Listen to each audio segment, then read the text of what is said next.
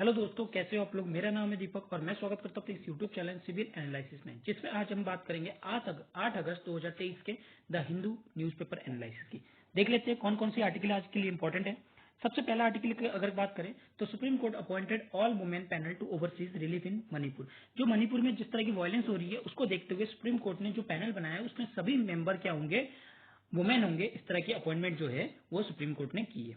दूसरी है इंडिया की जो सिरप है उसमें कितने अमाउंट में कौन सी चीजें मिली होनी चाहिए, इसके ऊपर डिस्कस की जा रही है कि जो इराक में जो इन्होंने सिरप को भेजा है तो उसमें कितने अमाउंट में जो इथेनॉल वगैरह की कंटेमिनेटेड होनी चाहिए उस चीज में बताया। और साथ ही साथ यहाँ WHO ने जो रिपोर्ट निकाली है उसको देख के वो उसने क्या किया है, इंडिया को अलर्ट किया है।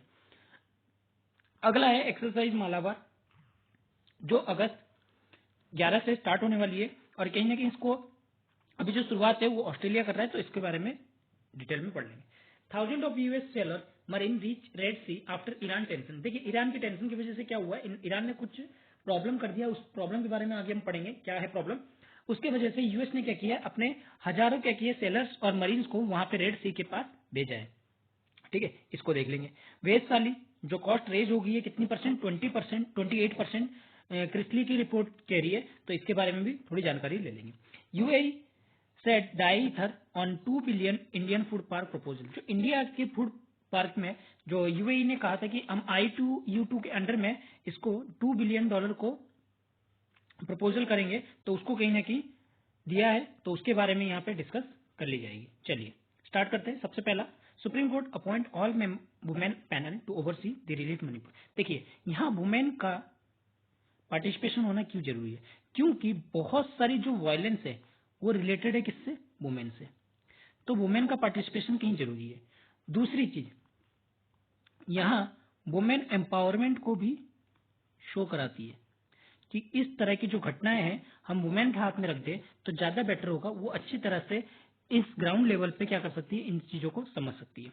तीसरी चीज, यहाँ पे लोगों की जो पार्टिसिपेशन है यानी कि पीपल पार्टिसिपेशन, वो भी क्या होगी, इंक्रीमेंट होगी। और साथ ही साथ जो फीमेल मेंबर रहती है कहीं ना कहीं वो जो है अपनी इन्वेस्टिगेशन को ज्यादा बेटर तरीके से कर लेती है, क्योंकि उनको किस तरह की प्रॉब्लम को टैकल करना है, वो कहीं जो फीमेल से रिलेटेड प्रॉब्लम है उनको किस तरह से टैकल करना है वो अच्छी तरह से इस चीज को समझती है। तो इसके वजह से जो chief justice of India doctor DY Chandrachud है, उन्होंने क्या किया, मंडे में अनाउंस किया एक ओपन कोर्ट में कि जो सुप्रीम कोर्ट द्वारा अपॉइंट किए जाएंगे सभी जो कमेटी, उसमें क्या होंगे, सभी क्या होंगे, वुमेन होंगे, जो कि पहले 3 जो है फॉर्मर हाई कोर्ट के जज हो चुके हैं। जैसे जस्टिस गीता मित्तल जो पहले चीफ जस्टिस ऑफ इंडिया थी, चीफ जस्टिस ऑफ स्टेट थी जम्मू और कश्मीर की हाई कोर्ट की। ठीक है, उसके बाद दूसरे जो उनके नाम दिए, शालिनी फंसालकर जोशी जो कि एक रिटायर्ड बॉम्बे हाई कोर्ट की जज है। ठीक है, और दूसरी जो है आशा मेनन जो कि अभी फॉर्मर दिल्ली हाई कोर्ट जज जो है वो रही है। ठीक है, तो इस कमेटी के मेंबर जो है ये रहेंगे। और साथ ही साथ जो केसेस वगैरह है उसको कहीं ना कहीं इंटरव्यू ये क्या करेंगे, ठीक तरीके से करेंगे। जो भी रिलीफ है या रिहेबिलिटेशन है देने की जरूरत है वो अच्छी तरह से करेंगे। और रिलीजियस प्लेसेस और जो जैसे कि वर्शिप वगैरह है जहां बेटर रिलीफ देनी चाहिए वहां पे ये काम क्या होगा, ठीक तरीके से होगी। ठीक है, और साथ ही इन्होंने ये कहा है कोर्ट क्या करेगी, अपॉइंट करेगी retired Maharashtra cadre IPS officer Dattatreya Padsalgikar, sorry my pronunciation. इन्होंने क्या किया है, जो सर्विस करेंगे नेशनल इन्वेस्टिगेशन एजेंट्स को सर्व करेंगे और National Intelligence Bureau in Nagaland to monitor करेंगे कि ओवरऑल इन्वेस्टिगेशन जो केस का रजिस्टर्ड हुए हैं वायलेंस के थ्रू उनको क्या करेंगे, मॉनिटर करने का काम करेंगे। यहाँ पे अगर बात की जाए 6500 जो FIR रजिस्टर्ड हुए उसको कहीं ना कहीं मणिपुर में जो जुलाई के टाइम पे उसको कहीं ना कहीं यहाँ देखने की कोशिश करेंगे। अगर हम मणिपुर गवर्नमेंट की बात करें, वो वहां पे मणिपुर गवर्नमेंट ने जो रिप्रेजेंटेड है, कौन उसके रिप्रेजेंटेटिव थे, सॉलिसिटर जनरल तुषार मेहता जी। उनको कहा गया है कि आप 11 जो FIR जो सेक्सुअल वायलेंस से रिलेटेड है उसको क्या कीजिए, आप CBI को ट्रांसफर कीजिए। तो यहाँ पे और क्या बताई जा रही है कि SIT फॉर्म की जाएगी जो इन चीजों को देखेगी। साथ ही साथ जो वुमेन से उनकी पार्टिसिपेशन बढ़ाने से हमें जो है ये जो केसेस है जल्दी जल्दी सॉल्व होते हुए नजर दिखेगा। ठीक है, ये सारी चीजें जो है यहाँ पे बताई गई है। ठीक है, चलिए आगे बढ़ते हैं। अगला है India made syrup found contaminated in Iraq, alert WHO। क्या बताया जा रहा है? जो एक बैच है कोल्ड आउट पैरासिटामोल और क्लोरोफिनेरामाइन को कॉम्बिनेशन करके एक सिरप बनाया जाता है, जिसका ट्रीटमेंट किया जाता है किसके लिए? कॉमन कोल्ड के लिए, एलर्जी के लिए। उसको कहीं ना कहीं कौन बनाता है? फोर्थ इंडिया जो बनाती है इसको, यहाँ पे फॉर डाबी लाइफ फार्मा प्राइवेट लिमिटेड, ठीक है। और यहाँ पे क्या किया, WHO ने उसको बताया है कि इसमें सबस्टैंडर्ड है या कंटेमिनेटेड कुछ ज्यादा ही हो रखा है। यहाँ पे क्या किया गया, एक सैंपल लिया गया कोल्ड आउट सिरप का, और कहाँ से? इराक से, और उसको सबमिट किया गया लेबोरेटरी में जिससे एनालिसिस हो सके। और इस सैंपल में क्या पाया गया कि आपके जो ग्लाइकोल है 0.25% है, और इथाइनॉल ग्लाइकोल जो है वो 2.1% है, जो कि ये कहा गया है जो ग्लाइकोल है वो 0.10% से ज्यादा नहीं होनी चाहिए। तो यहाँ पे कहीं ना कहीं कंसर्न की बात बता रहे हैं, और साथ ही साथ इन्होंने WHO ने इसकी सेफ्टी और क्वालिटी प्रोडक्ट को मेंटेन रखने की बात की है, और यहाँ पे अलर्ट बताया कि अनसेफ है, जिसके वजह से बहुत सारे इंजरीज वगैरह जो है हेल्थ की वो हो सकती है। ठीक है, चलिए exercise Malabar to be held from August 11 to 21, यानी कि 11 अगस्त से लेकर 21 अगस्त तक एक्सरसाइज मालाबार जो है परफॉर्म की जाएगी। कहाँ पे की जाएगी? आपके सिडनी में की जाएगी 11 अगस्त से लेकर 21 अगस्त तक। और इसको कौन कर रहा है? होस्ट कर रहा है ऑस्ट्रेलिया, ठीक है, और पहली बार होस्ट कर रहा है, और 13 एडिशन जो है मालाबार एक्सरसाइज की चालू हो रही है। अगर बात की जाए, ऑस्ट्रेलिया इसके साथ साथ इंडिया को इन्वाइट कर रहा है सी पावर कॉन्फ्रेंस के लिए, जो होस्टिंग होगी कब?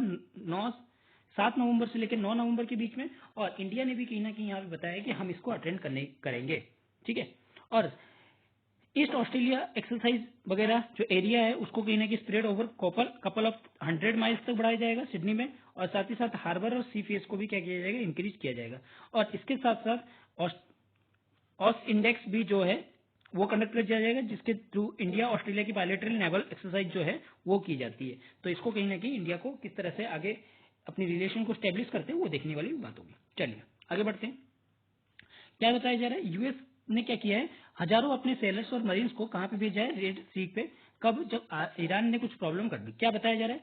More than 3000 US military personnel have arrived कहां पे? रेड सी टू वॉरशिप के थ्रू, ठीक है। जिसमें ये बताया गया कि वॉशिंगटन का कब हुआ, ये क्यों हुआ? क्योंकि response from Washington after tanker seizure by Iran. Iran ने क्या किया है, इसके टैंकर को सीजर कर दिया, जिसके वजह से यूएस नेवी ने इस तरह के कदम को जो है उठाया। और जो डिप्लॉयमेंट किया गया है इसमें यूएस की मिलिट्री को, जिसकी वजह से गल्फ वाटरवेज में एक जो vital to the global oil trade के लिए माना जाता है, और led by Tehran on Monday. इसमें एक चीज बताया गया है कि इन्फ्लेमिंग रीजन इंस्टेंट इनस्टेबिलिटी, कि यूएस की वजह से क्या हो रहा है, तेहरान में क्या क्या है कि यूएस की वजह से यहाँ पे कहीं ना कहीं जो इनस्टेबिलिटी है वो बनी रह रही है। यूएस मिलिट्री क्या क्या कहना है कि ईरान जो है या तो सीज कर रही है या फिर अटेम्प्ट कर रही है अपने कंट्रोल में लेने के लिए 20 इंटरनेशनल फ्लैगशिप को, जो कि लगभग 2 साल से ऐसा चलते हुए आ रहा है।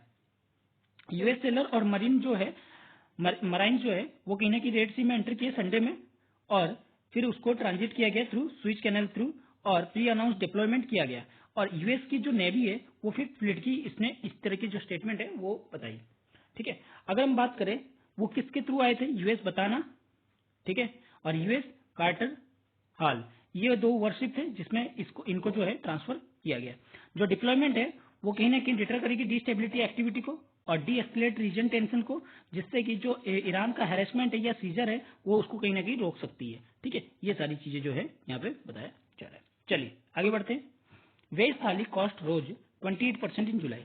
क्रिस्टली की रिपोर्ट ये कहती है कि जो वेज थाली है वो 28% बढ़ी है, और 11% जो है आपकी नॉन वेज की थाली बढ़ी है। वो क्यों हुआ है? क्योंकि जो आपकी कमीन है या चिल्लीज है, ओनियन है, उनकी प्राइस क्या हो रही है? धीरे धीरे इंक्रीज हो रही है, जिसकी वजह से वेज थाली की जो प्राइस है वो इंक्रीज हो रही है। और वेज थाली की अगर प्राइस इंक्रीज होगी तो क्या होगा? तो कहीं ना कहीं सबसे ज्यादा इफेक्ट जो होगा पुअर को पड़ेगा, क्योंकि पुअर जितनी डाइवर्सिटी अपने खाने में देख पाते थे उतनी डाइवर्सिटी जो है उनको खाने में नहीं मिलेगी, जिसकी वजह से उनको सबसे ज्यादा नुकसान होगा, और उनके सोशियो इकोनॉमिक कंडीशन पे भी इफेक्ट पड़ेगा। साथ ही साथ बच्चों की एजुकेशन पे भी इफेक्ट पड़ेगा, क्योंकि जितने अमाउंट में वो खाना पहले खा पाता था, अगर उतने अमाउंट में खाना ना खाए तो कहीं ना कहीं बच्चों की हेल्थ वगैरह जो है ठीक नहीं रह पाएगी, जिसके वजह से उनकी एजुकेशन में क्या हो जाएगी? प्रॉब्लम हो जाएगी, और इनरोलमेंट रेशियो भी इससे क्या होगा? घटेगा। तो इसको मेंटेन करने के लिए हमें क्या करना चाहिए? सबसे पहले तो इन्फ्लेशन को क्या करना चाहिए? कंट्रोल करना चाहिए। इन्फ्लेशन अगर कंट्रोल होगा तो कहीं ना कहीं ये सारी चीज़ों को जो है मेंटेन जो है रख पाएंगे। ठीक है, चलिए आगे बढ़ते हैं।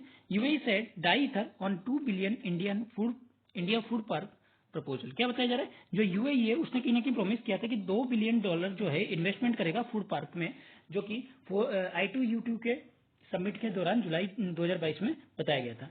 और यहाँ कमिटमेंट जो है लगभग लगभग 1 साल से ऊपर हो चुका है, और ये जो पॉलिसीज है वो अभी भी कंटिन्यूसली चलते आ रही है। और बहुत सारी जो मीटिंग है उसके दोनों साइड्स में वो कहीं ना कहीं कंसर्न बने हुए थे, और यहाँ पे जो सबसे ज्यादा रिलेटेड था वो एसेंशियल कमोडिटी एक्ट था। ठीक है, और भी सारी चीजें बताई जा रही है, जैसे कि किस तरह से जो यूएई है अब कंसर्न ये बता रहा है कि भैया जो आइडेंटिटी क्रॉप है, ओनियन, राइस, बनाना, ये कहीं ना कहीं कवर्ड होते हैं अंडर दिस एक्ट में। ठीक है, एसेंशियल एक्ट में, जिसके वजह से अगर इंडिया को अगर अपने ही देश में इस चीज की कमी पड़ी तो वो क्या कर सकता है? एक्सपोर्ट चीजों को रोक सकता है। तो ये यूएई के लिए ज्यादा थोड़ा सा चिंताजनक की बात है। और इन्होंने क्या बताया कि इससे बेनिफिट क्या होगा? बेनिफिट होगा सबसे पहले तो आपको फूड सिक्योरिटी में बूस्ट मिलेगा। फूड सिक्योरिटी में बूस्ट मिलेगा। दूसरी चीज, एफडीआई जो है वो इंक्रीज होगी। प्रोडक्ट जो है, इंटरनेशनल वैल्यू जो है प्रोडक्ट की वो इंक्रीज होगी। चौथी चीज, जो इंडियन मार्केट है, इंडिया की मार्केट, यानी कि एम्प्लॉयमेंट हम कह सकते हैं, इंक्रीज होगी। ठीक है, तो ये सारी चीजें जो है बेनिफिट हमें मिल सकता है इस तरह की प्रपोजल से। ठीक है, चलिए, आई होप कि आपको आज का लेक्चर अच्छा लगा होगा। आज का लेक्चर भी छोटा था, तो आई होप कि आपको लेक्चर जो है ठीक लगा होगा। तो अगर आपको लेक्चर अच्छा लगा तो इसको लाइक कीजिए, अपने दोस्तों के साथ शेयर कीजिए और सब्सक्राइब करना ना भूलिए। Thank you.